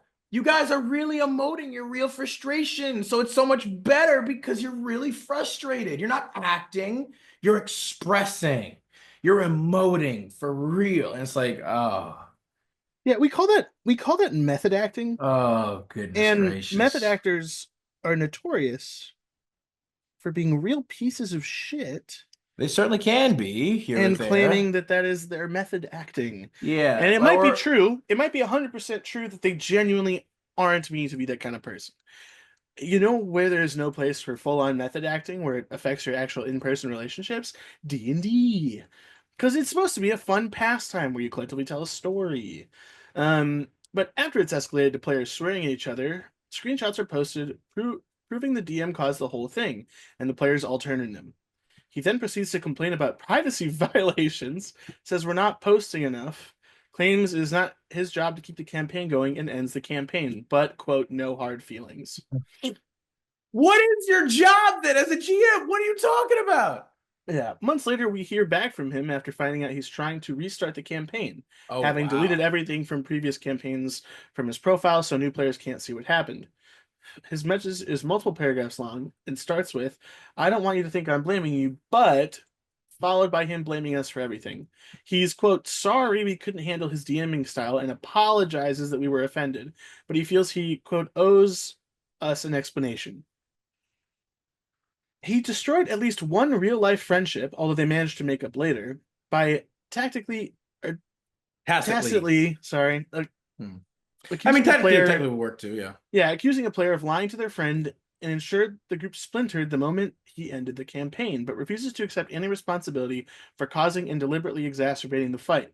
Every single insincere analogy trope I can think of was present, but he sincerely hopes we accept his apology. As far as I can tell, he legitimately believes that an actual apology, as opposed to blaming us for what he, that's an actual apology as opposed to blaming us for what he did. And he only apologized because he thinks one of us is telling his new players about his behavior or might do so. And he blocked us the moment it was pointed out he didn't actually apologize. So he definitely was just trying to cover his ass. I had pretty much forgotten about him until now. I'm pretty sure it was close to a year ago. But he's ensured that every single player not only got reminded of what he did, but has all the more reason to be pissed off at him because he's now blaming us for the campaign failing to his new players. And now he's lying and claiming the campaign ended because the posting rate dropped and he didn't want to prompt us, as opposed to slowing it down because the fallout from the massive fight he caused and purposefully made worse. But of course, if any of us say what actually happened, it's, quote, harassment. Now, I will say this, and this is not me trying to be a dick. I will say that, yes, that's manipulative. Yes, it's wrong. But if a D&D game is getting in the way of your friendship, you're also kind of at fault here. I hate to be the guy. No, I would agree. I think, having genuine feelings is fine. I've had that. I've had genuine feelings of anger or frustration towards friends of mine because of D&D. You know Same. where that ends? That ends with maybe I won't play D&D with them anymore. But that's it. It's not, oh, my real life friendship is over Yeah, because of a or TTRPG we play together. That's not a healthy, no, like dealing with the problem. And as much as I'm saying, like, yes, this guy is what I scummy. Yes, this is manipulative. Yes, there was lying. The fact that's affecting a friendship to that level is more concerning, I think, to the individual than your table. Is Oh, something that I would agreed. say. I just want to put that out Absolutely. there. Like, I mean, but again, on that specific topic too, it's like the problem being is it's like are you really friends if you let this person manipulate you like that into believing that the other person was lying to you and doing this shit for what? For an item in a fucking game that you made up, like to complete your fucking story, your character story? Like what? Like what are you even getting mad about right now here? Like, you, again, to the point of, like Sam said, you break up a fucking friendship over it. Like, what? And again, the issue two being is like, why didn't you just have a conversation? Like, you're sitting here saying, like, oh, well, the GM said that, it was for my character. And it's like, literally, the GM then says, like, oh, well, just role play it out. And it's like, well, that's fine, but we literally have a backstory where I need this for my character. Like you and I talked about that. And then if another player's like, well, okay, well, you and I also talked that I need this for my backstory. Like have a conversation. Like be like, did you tell him that he needed this for his backstory? Like, yeah, confirm that. Why are you attacking each other? Why are you, have a have an above conversation real quick because clearly something weird is happening. Yeah. Like again, multiple players apparently asked him privately to step in. Like, That doesn't so it's work. like, Ask publicly. yeah, it's like again, this is what I'm talking about. We just referenced this earlier. The bystander effect. Okay, absolutely. Don't get me wrong. I 100% agree that, your first step normally should be to talk with the GM. So it's like, hey, if we don't need to create, obviously, maybe it depends on how comfortable and familiar you are with the group, right? If you're comfortable and familiar with the individual in question that you want to have a conversation with or whatever, or might want to see some shifting or changing up of maybe some behavior, like if you're comfortable with them, sure, have a conversation with them because you can also do that in a especially again if you're wanting to be a GM as well at some point, maybe decent practice too. If you're friends, you should be able to have a mature, productive discussion and conversation without escalating or maybe even devolving into a conflict or an issue. But if you don't really know them and you don't want to overstep your bounds, sure, that's fair.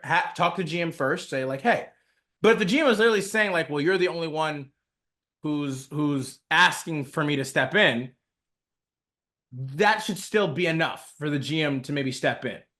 It doesn't matter if it's just one player, right? Unless, of course, the player starts to become unreasonable, right? Where, like, if a player is asking a GM to step into a problem that isn't really a problem, right? Where it's like, okay, these two characters are having, like a debate or a conversation about something and they're disagreeing, and people are like, oh my God, GM, step in. It's like, okay, well, they're not like yelling at each other. They're not having like an argument. They're not actually like going off or being triggered.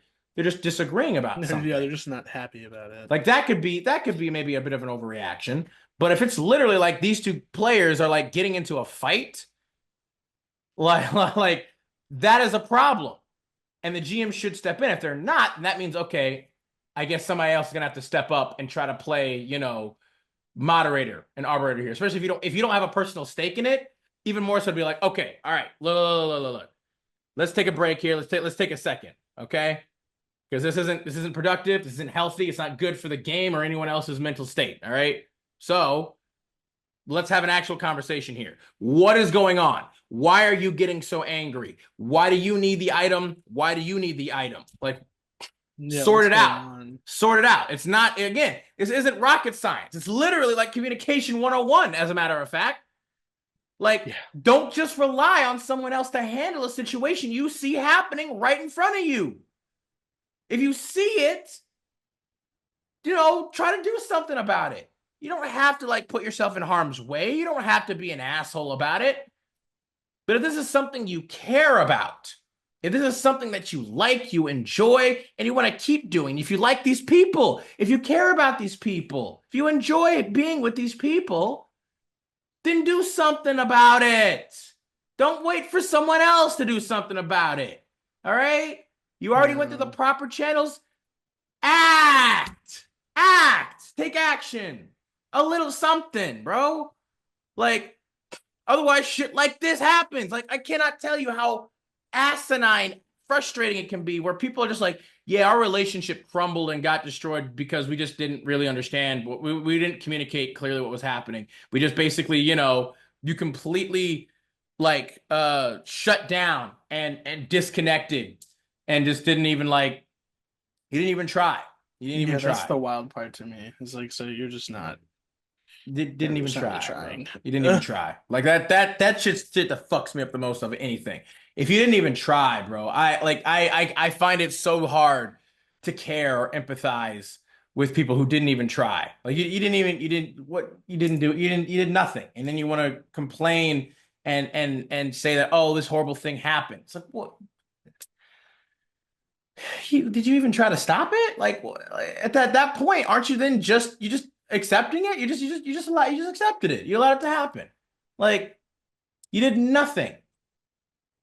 How can I care? How can I really be like, well, I'm really sorry that happened, because what else did you expect was gonna happen? You just expect it to just magically fix itself, even though you saw it on a clear, steep decline? Like, what are we doing? What, like, and again, yeah, for here, it's just like it got so bad, relationships started to break because of it. Yeah, that's the part that I'm just like, holy shit. Like, why are we like, what?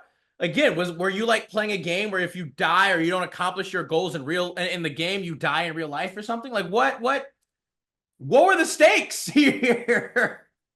How are the stakes this high? What are we talking about? And again, it's so high. If they were so high, why didn't you have a conversation about it? Why didn't you clarify? Bro, just like again Like, though, come on, man. to be fair, I'm bitching and moaning, I'm talking a lot of shit. To be fair though, I mean they got there eventually. I guess to be fair, from what OP says, Yeah. eventually they did all compare receipts, and they showed screenshots, proving the GM caused the whole thing. And then, oh yeah, finally, all the players turn on him. All the players finally direct their ire towards the real big bad evil guy of this whole thing. Like, but it's like again, the fact that it even had to get to that point Yeah, where that's the part people that's like, are ooh. cursing and swearing and yelling, and your friendship has apparently been so intensely, extremely altered. Like the fact that it even got there at all to me is mind-boggling. Okay, yeah, I'm glad you guys got there eventually. I am legitimately glad you were able to make up and you were able to put it behind you. That's great. But like at the same token, what does it say about your relationship that it got there at all? What does it say about you two as friends or as people that you were able to be like you got so heated to such an extent from this of all things that it apparently destroyed your friendship even for a brief time? Like I feel like that's something that means that you should maybe take a little bit of a look at yourselves a little bit here to like, and maybe Yeah. I get it. You can say fuck me and if I'm being an asshole or I didn't know, whatever, sure. Fine. But, you're the one that broke up your friendship for apparently not a small amount of time over a D&D game that someone else screwed you over and manipulated you instead of, believing your fucking friends and even if you didn't need to like just believe them blindly because I'm a fan of that. Like don't believe anything or anyone blindly, have receipts, Yeah. have logic, have reason. You don't have to blindly trust or believe anyone. I don't think that's a good idea for anybody, whether they be family, friends, partners, whatever. Don't blindly just trust or believe anything, but have showcase the reasons why you should, and don't automatically though think the worst of everybody. That's what it. Don't if they're your friends, yeah, you should always do your best to think the best of them. 100%. I will always 100% be behind that way of thinking. Always do your best to think the best of the people you care about, whether they be friends, family, partners. But if some fuckery is afoot, if some weird stuff's happening, pull out those receipts, showcase the facts and the logic and the reason that you have. Communication, just clear, open, straightforward communication. Oh, people need Agreed. to, Agreed. yeah. It is some of the comments down here, like the GM has the same energy as directors who are like, I want a good performance out of my actors, so I will psychologically torture them because I don't trust that they can act well unless I make them have a mental breakdown in real life. Yeah, GM, again, like I said, that's obviously, one could argue that a person is quote unquote a better actor when they are legitimately expressing and feeling the feelings that they are trying to express and project. Like, technically speaking, though, I guess one could argue that they're not a better actor because they're not acting. It's not acting. They are No, legitimately that's feeling those things. And so you can't necessarily say they're a better actor because they are actually feeling those things and showing those things now. That's not acting. Like you're like that's not the point of that. That's not showing that they are talented or have a better craft or that they're performing better. No, they're not performing. no, you're creating emotional Yeah. trauma. You're screwing with them to get them to elicit the emotional reaction and response that you want for the character for the moment. That's Not acting. it's not acting. Sure, maybe one could say, "Oh, well, but I mean, he's getting the reaction. They're putting on a better performance anyway, or at least the production's better because of that." That's debatable. That is heavily and highly debatable, highly controversial. That's that's I don't know about that. Yeah. So you know what? Let's see. Have anything else you kind of want to say about this one, bud? Let's No. move on to the last story of the day. This one is titled Player just leaves mid-game to sit on their phone. This one's a little bit similar to the one we talked about before with the roomie situation. A little less high stakes here, though. It's a little less disgusting and deplorable. But still rather asinine and aggravating for similar reasons. So this one's by Ya Tut Mimo Frohidil. Interesting name. Obligatory English is not my first language, so sorry for any mistakes. Noted. Copy that. This story happened recently. I started GMing a year ago, but don't have much experience since I don't really get to play that often. Only like, once every couple of months or so. My players are my childhood friends. Oh boy. And one of them studies in different town. The reason why we don't really get to play too often since we prefer in real life sessions over playing online. Also, I recently discovered for myself this new system called 10 Candles, and I really liked it. So since my friend is going to arrive and stay for a couple of days, I decided to organize a little sleepover where we all play in the evening, 10 candles, and then the next day we'll continue our D&D campaign because, I honestly didn't want to choose just the one to play, knowing that we would only be able to play after only a couple of months later. So I wanted to try and play as much as I could. Now, I got you. That's fair. I understand the sentiment. I do hope that you discuss this with your players first beforehand, though, of course, to make sure that they were down for it. Continuing on, though, the 10 Candles game went nice. It was a bit scuffed here or there since we were figuring it out on the fly, and, who knew that setting up the back rooms wasn't the best for the system. But, we also had fun, so it was all right. The next day, I started setting up D&D, and honestly, I could see from the mood that I was the only person excited. But oh well, everyone, was maybe just still a little sleepy after the breakfast. So, we hoping that when they get into it, they would start to like the game. We start off where the last game ended on the festival. I was very excited for it because I assumed my players would spend time in the festival, bonding, exploring, going up to do some mischief. But in the end, it ended up just them waiting for me to tell them what to do through like NPCs, or they even just directly asked me, hey, what do you think that we should do? While they were all sitting in their phones. Oh, okay. So they did all this while they were all sitting on their phones. But oh well, maybe they just weren't interested in the festival and wanted to get straight to the main gig. So we quickly skip over it. Moving to my NPC village, player needed to return an NPC to their parents there. Turns out that there was a casino that made the villagers started getting addicted to gambling and basically made them give away everything they own. Also in this casino works the brother of one of my players' characters that betrayed him, leaving him to rot in prison in his backstory. So finally, they end up reaching the casino. But it ended up being where the main problem started, because the players just started doing their own things without communicating anything to anyone else. I didn't mind it at first because some do some exploring, while others went to go do the gambling. And then, they will eventually come together to plan how to kind of tear and destroy the whole thing down. Or so I thought. One of my friends, after talking with some NPC, their characters being, reasonably very negative about the whole casino thing, and just says, well, my character leaves the casino. And then they, in real life, get up to sit on the corner of the room on the couch, eventually pulling out their headphones and just doing her own thing, fully leaving the game.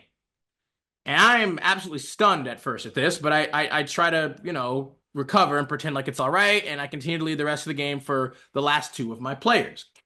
And it ends up leading to nothing. The rest of the group ended up being confused about what to do, waiting for me to tell them, a way to figure out the situation. But there wasn't really a right way to do it from the beginning, since I just expected them to kind of work together and think of their own way to deal with the problem. I ended up calling off the session early, and my friend that left comes back and asked, well, how did it end? And didn't even mention or talk about what she did in any way after. Now, I would be lying if I said that I'm not super upset and it didn't hurt me in any way. But I am recognizing that maybe 2 days of TTRPG in a row for introverts is a bit too much, and I do recognize that it is my fault for not giving my players proper motivation to work together and probably just not being good enough at engaging my players into the story. But I just wish my friend at least had said something about it instead of just basically almost silently leaving entirely. So yeah, that's my story. Not much of a horror, but I'm not sure if I'm going to DM at least for D&D anymore. since now I just kind of feel anxious to do so. Hopefully, I find the power in myself in future to talk about it or to talk it out with them more. But for now, it is what it is in post. So right off the bat, what do you think about this one here? I'm not a big personally. I think it's mm, no. I don't think that the whole oh well, introverts might not be good for everybody. Did it say specifically that they did tell them that they were playing a lot or no? I mean, it didn't specifically say, but I kind of got from the context that like they planned it out and said that, hey, we're gonna be playing 10 Candles the first evening, and then the next day we'll play our D&D campaign. So I don't think it was something that necessarily they like he surprised them on. I assume that was something that they discussed beforehand. Again, specifically because one of their friends lives in another town and they have to make a whole thing of this anyway. So then it would make sense that they at least discuss this. And it doesn't say that they were like, that he surprised them, that they were surprised about this. So I assume people were aware that this is what they were going to be doing. Hmm. Um, Then but yeah, I don't. That's to me that there's no excuse for just like bailing like that and not saying anything, not even like acknowledging.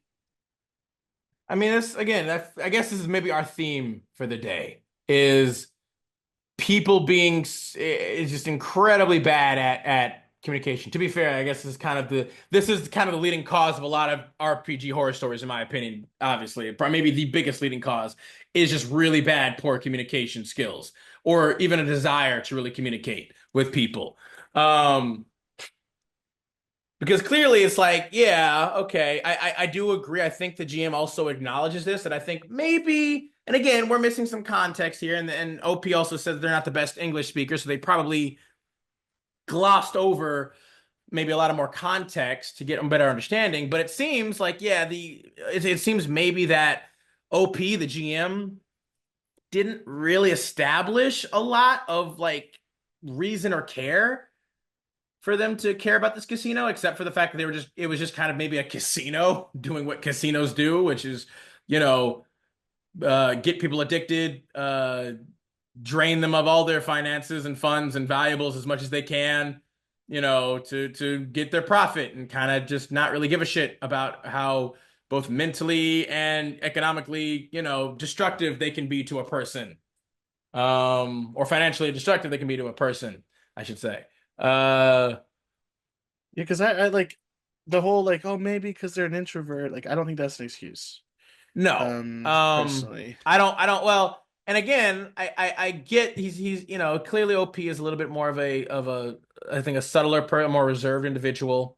And I do like the fact, OP, if you ever see this, that you are trying to take responsibility for maybe where you messed up here or there.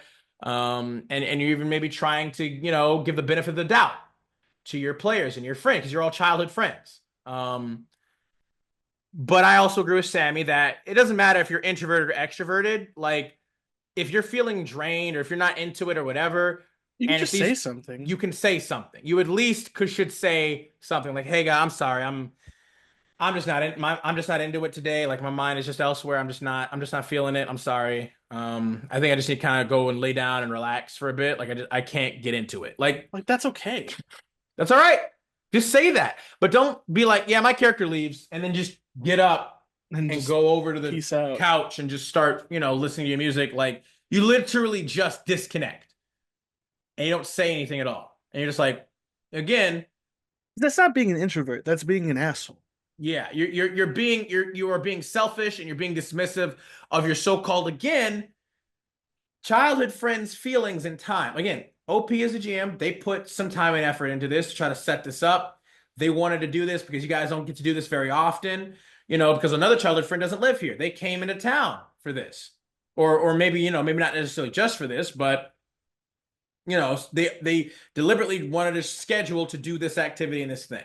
Yeah. So you should afford it the respect and the courtesy and the consideration that deserves. Yeah. Because 100%. you're all dedicating your time to this. So It's a very weird, like, because I get being introverted. Same. I tend to skew that way unless I'm shit faced, and I'll talk I'm to very anybody. much an introvert. I'm very much an introvert. Like there's a difference between bailing like that and not respecting people and just explaining like, hey, this is a bit much for me. I'm gonna bow out early. And like I tend, I've done that before, or I've talked to people like, when I'm with my girlfriend and we're out all day, and then the next day she's like, let's go do. I'm like, dude, I need a I minute. need a recharge. Yeah, Like I need a recharge. I need a day to It's not recharge my a little space. bit. It's not really what I do. And like to be fair, like Hmm. for a job, I interact with people, which is a Yep. wild decision I made. Um, Same. I'm It is what well, it it's because is. I like it, and people told me you're not going to get to be introverted. Um, so like, yeah, I do need a day to just be in my own space, talking on my own terms, whatever. But like doing that where you're just like honestly just very disrespectful. I'm not gonna say it's malicious, but it's like extremely disrespectful to just I to mean, it's just, to not it's, say yeah, anything, to not communicate, to just completely bail and like I get the understanding of like there might be, some recharging and whatever, but like you can still say basic things something. and be like, hey, this is too much. Again, if you're an adult, you should be able to communicate and be considerate Like an as adult. like an adult. Yeah. You don't, again, you're not like a 5-year-old kid who's having trouble processing all of their emotions and thought and feelings and may not even understand what's really going on, and you don't even have like the bandwidth to be able to like no. It wasn't high stakes. You weren't even doing anything huge. You're at a casino. No, like it's not the issue of like, you know, how do I put it? You're not so young that you can't properly distinguish how you feel and then adequately communicate that. I'm not saying that they're gonna like when you say it that way either, but I think that there's a I mean, level it's of better. I think there's a level of understanding. I mean, Yeah. hell, I play in 2 games a week, and more often than not, it's only 1 game a week. But even I've had those instances of like we've played both days every month, and I'm also working full time, whatever, where it's like sometimes on one of those days, I'm just like, I am Yeah, drained. I'm shot. I'm Or absolutely someone shot. else, someone else is feels the same Yeah. way I do. And you know what? If you're not, even if it's not like a physical issue, like you're sick, or you're depressed, like a mental issue, like you're depressed or something like that, even if it's just I You're am too tired. tired to interact, Yeah. that is a reason. That's Like valid. That's some a of us have, perfectly have valid basically reason. said, hey, like I'm just, even if we do this and I'll be there for it, I'm just not going to participate the way you want me to. And like maybe Yeah. it's a good idea we don't do it this week, or Yeah. we run a one shot or something where I don't have to be as invested and paying it and like, as interactive. And we've As had those engaged. weeks. Yeah, we've had those weeks and it's been completely fine. As long as like It's you're okay. upfront about that stuff. Yeah, sure. I felt salty when a DM says that or when a player says that, and I burn it myself, and I can completely understand why other people would be like, "Really, fuck, okay." Like you're gonna get a little just like in your feels about it because you were ready to go, but that's so much better than just being disrespectful. And literally just like going there and being like, all right, yep, I'm done. Bye. And Bye. like Like and that's not not even saying that. Like you're just like, yeah, I leave. And you just get up and you leave. And you're like, wait, what? Wait, like that's not how what you happened? handle that whatsoever. And like What's it's going on? unfortunate because so many people, me included, I think you included as well, Adam, like when we get on a roll with D&D or we play it often, there is this sense of commitment and respect for one's time that it then extends to the other people in your group. Where like if you have to call off for like a legitimate reason, sometimes I still feel bad for doing that. But then when someone turns around and calls off for like some bullshit or some shit they should have told you about 2 weeks ago, it feels personal. It feels like you're like, really? You couldn't have just been a little bit more on top of your shit. But that's also like not healthy because then not everybody's going to look at these things the same way. Not everybody is going to be as committed as you think you are. Or it's a different priority. At the end of the day, it is a hobby. It's a game that we play, and sometimes life takes precedence. And but this is an example of someone who kind of just needs to get their shit together and be an adult about it.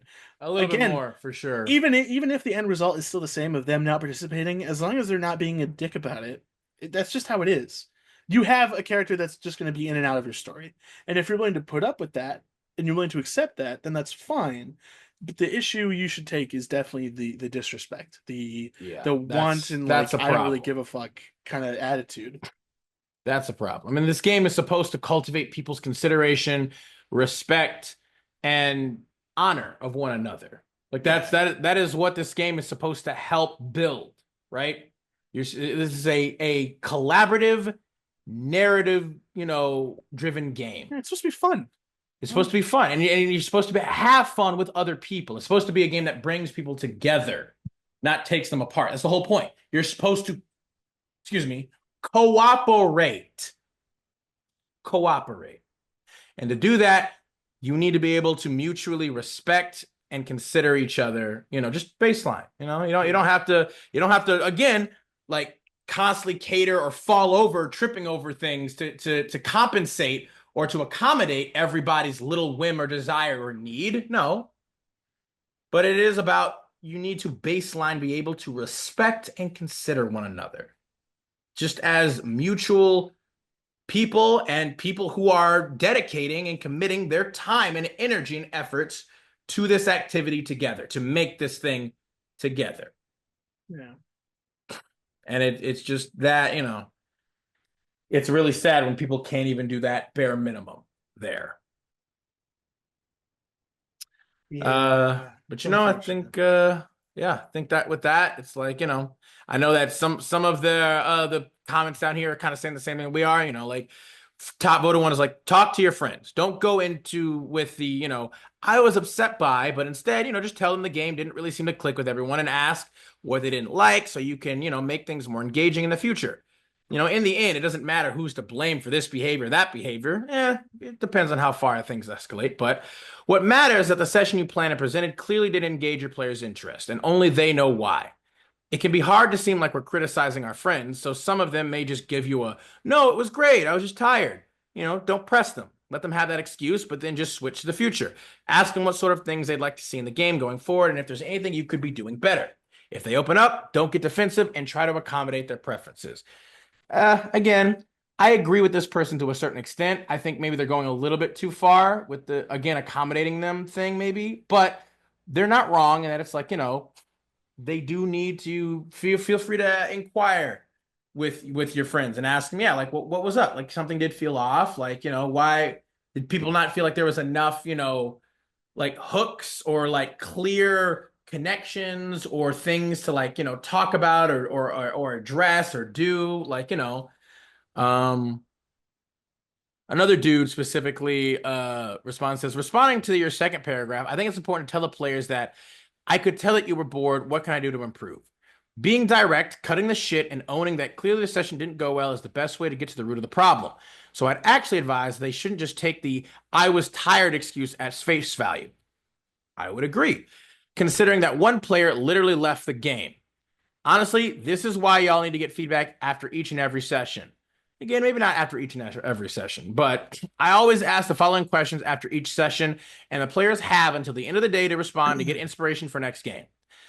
He puts down the questions. He says, please answer the following questions. One thing that another player did that you really liked. Two, what's something that you did that you really liked? Three, what's something that the GM did that you really liked? Four, what could have been done better in terms of overall gameplay from the DM's perspective? Five, what could have been done better in terms of overall gameplay for the player's perspective? I ask this in the WhatsApp group after each session, and every player responds in the group, and we sometimes discuss the points. Because I get the feeling that OP just kind of threw the party into a festival/casino and was like, what do you do? Without actually setting the scene and giving plot clues/people items, or plot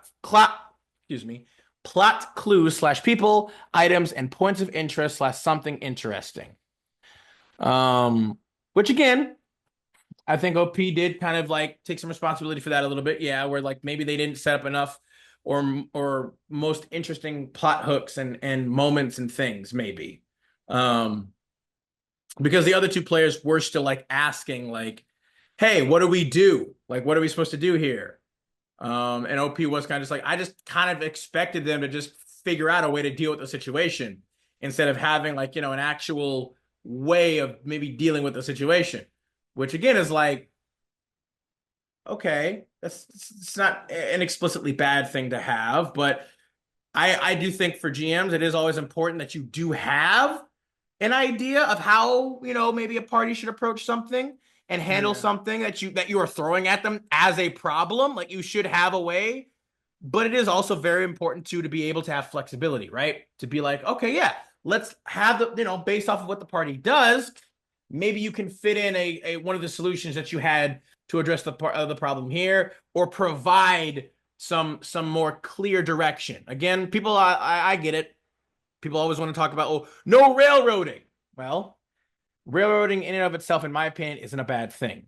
It can help progress the story and the place where you need to be and you need to go, especially for certain people who maybe aren't as great at, improvisation and thinking on the fly and coming up with plans and ideas for handling situations so readily or quickly, right? But the issue comes when you railroad too much, or when it's like you completely destroy player agency. But there is It's still an basically, it's not their over, story anymore. Yeah. yeah. It's supposed to be, there is an overarching, goal or plan that the GM has. It's like, yeah, we're trying to get from A to B, and how we get there can be heavily dependent on the choices of the players. But this is still the idea for this session. This is what we're trying to do for this session. I think those are usually the best sessions where people are like, yeah, this is the goal here. This is where we're starting. And kind of this is maybe hopefully the goal we're trying to get to. So how do we get there? And you let the players kind of showcase how you get there. But overall, OP, I hope, your game kind of gets back on track again. I hope you're able to kind of work things out well and constructively and healthily with your friends. Because if you guys have been playing for so long, if you're childhood friends, I feel like this is very important to you and to them. And I hope things, work out well in that regard. Any other thoughts you have on this one, Sammy? No, I think we went through it quite well. All right. Well, I liked today's stories. Agreed. Some good talking points. I agree. Again, please leave some comments down below for us to kind of look through, and some discussion and discourse. We would love it. Sammy, if you'd like to do the honors and take us out. No, I don't remember what you do though.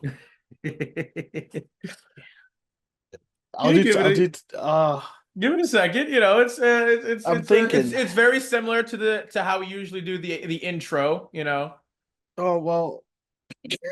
And you killed the intro earlier. Like, I did all right. Job. Well, thank you everybody for tuning in. Our wonderful acolytes, students of the Arcane, for joining us today in these terrible stories.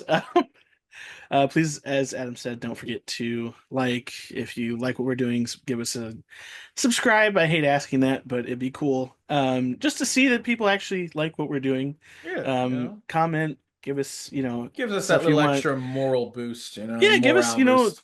give us things you want us to talk about. We used to do, lore videos and other stuff like that as well. So if there's stuff that you want to hear about or want to have us go through and talk about, we'd love to hear it. But thank you for tuning in and listening to us ramble and argue and think of all of the things we love about this wonderful hobby that we both enjoy. So thank you very much and have a good one. Appreciate y'all now. See you on.